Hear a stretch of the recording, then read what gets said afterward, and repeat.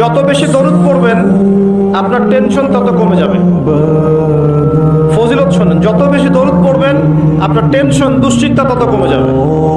যত বেশি দরুদ পড়বেন আল্লাহ তত রহম করবে আপনাকে, আপনার গুনাহ তত মাফ হবে, আপনার নেকির পাল্লা তত ভারী হবে, এবং মুহাম্মদ সাল্লাল্লাহু আলাইহি ওয়াসাল্লামের সুন্নতের উপর আমল করা আপনার জন্য সহজ হবে।